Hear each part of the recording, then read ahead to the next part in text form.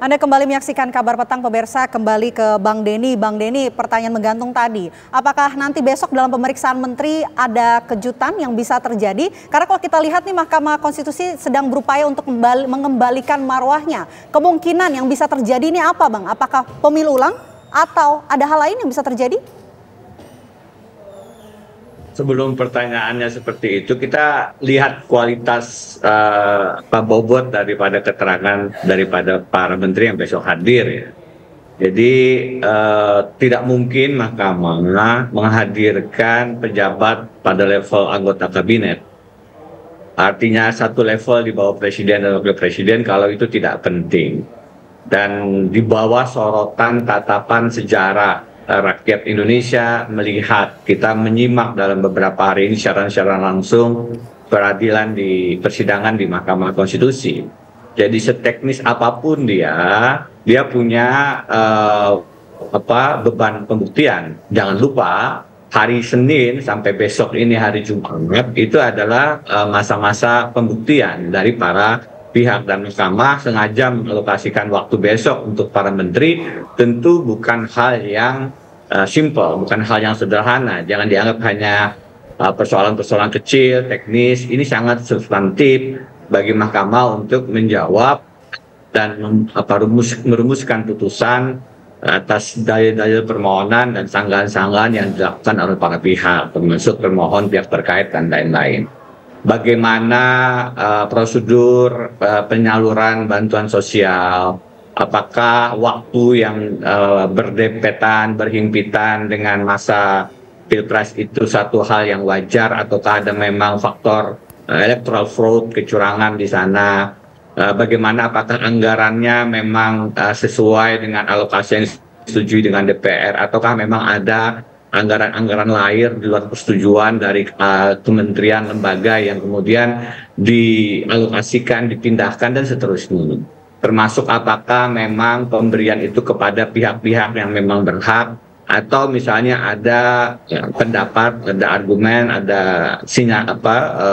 argumentasi yang mengatakan itu diberikan kepada daerah-daerah yang tujuannya elektoral menguntungkan pasangan calon. Semua itu kan bukan hal-hal teknis, tapi itu hal-hal yang substantif, dan kalau kemudian jawabannya tidak ada persoalan, maka permohonan 01 dan 03 akan ditolak.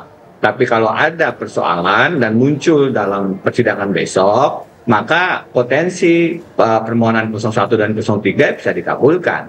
Karena kalau benar, atau sebaliknya tidak benar, penyaluran itu ternyata ada maksud elektoralnya, disalahgunakan anggarannya, maka memang menjadi tidak fair dari kacamata keadilan pemilu.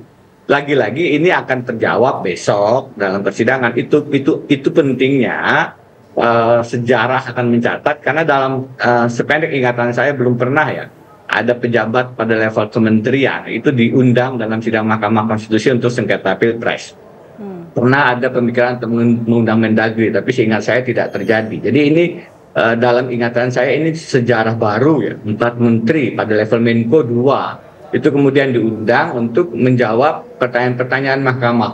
Dan memang Mahkamah memberikan garis tegas ya, bahwa yang mengajukan pertanyaan hanya mereka, itu untuk menegaskan bahwa ini adalah bagian daripada independensi, prinsip independence of the judiciary dari Mahkamah, untuk tidak bisa diintervensi oleh siapapun, termasuk permohonan pemohon yang secara resmi meminta tapi mereka katakan ditolak. Pada sisi yang lain, dipanggilnya para menteri ini yang sebenarnya sejalan dengan permohonan 01 dan 03 menunjukkan Mahkamah juga melihat sisi kualitatif. Jadi lagi-lagi perdebatan kuantitatif dan kualitatif itu menurut saya disudahi saja. Semua kemudian mencari keadilan Pilpres, mencari electoral justice-nya dijawab dengan membuktikan masing-masing dalil dengan sungguh-sungguh gitu. Karena waktu pembuktiannya sangat pendek, masing-masing hanya 1 hari, sehingga tidak mungkin hanya dengan pendekatan kuantitatif saja. Tidak, apalagi dengan selisih suara 50 juta, tidak mungkin.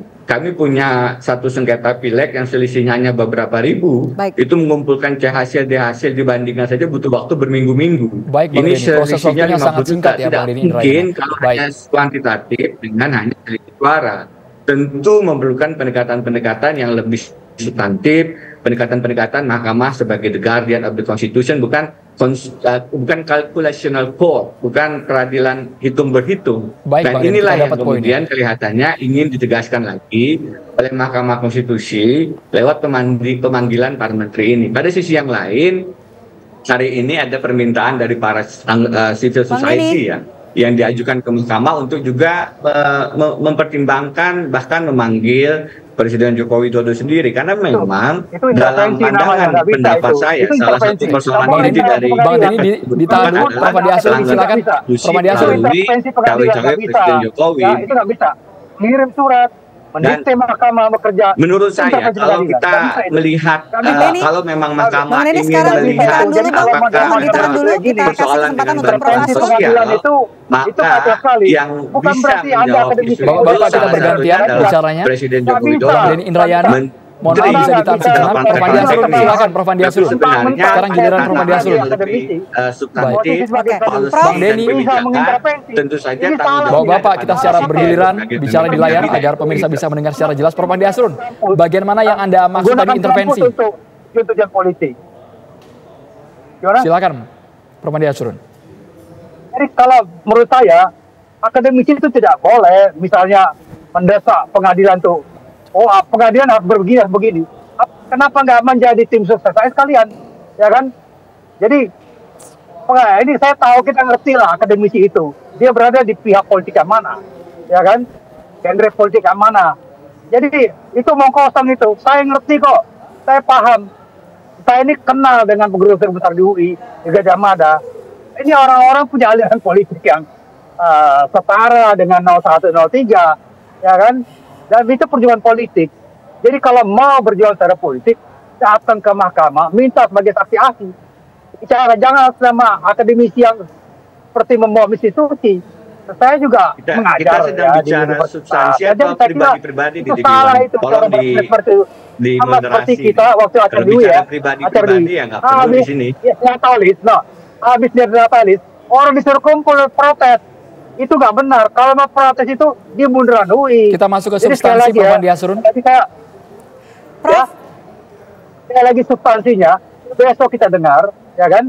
Besok kita dengar. Jangan berasumsi dengan mahkamah mendengar, mahkamah akan mengabulkan putusan ini.